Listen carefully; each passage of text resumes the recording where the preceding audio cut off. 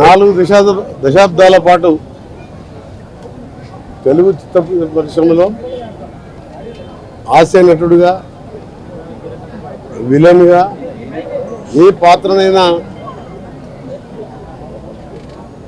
తన తరాలో పోషిస్తూ రెండు రాష్ట్రాల ప్రజల గుండెల్లో ఉన్న కోట శ్రీనివాసరావు మృతి నిజంగా చాలా దిగ్భ్రాంతికి గురి చేసింది. వారు నటుడే కాకుండా రాజకీయాల్లోకి వచ్చి 99లో నాతో పాటు ఎమ్మెల్యేగా ఉండే చాలా మంచి వ్యక్తి. ఎక్కడ కలిసినా మంచిగా పలకరిస్తూ వారి యాక్టింగ్ కూడా నిజంగా ఆహానా పిల్లంటే లాంటి సినిమాలు చూసినప్పుడు అనిపిస్తాయి. ఇప్పుడు మార్నింగ్కి వెళ్ళి వారు నటించిన సినిమా బయట చేస్తుంటే నిజంగా బాధ అనిపిస్తున్నది. వారు లేరంటే నమ్మలేకపోతున్నాం మనం. అలాంటి నటుడు, సామాజిక స్పృహ నేత, రాజకీయంగా 5 సంవత్సరాల ఎమ్మెల్యేగా సేవలు అందించిన నాయకుడు, ప్రముఖ నటుడు నిజంగా ఈరోజు మరణించడం బాధాకరం.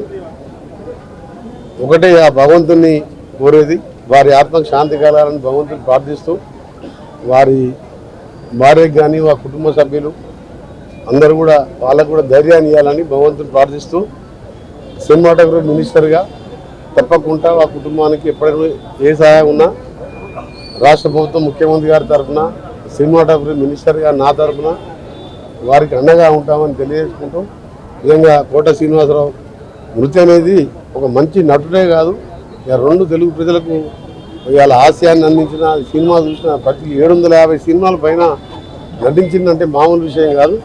అలాంటి కోట సినిమా లేకపోవడం బాధాకరం.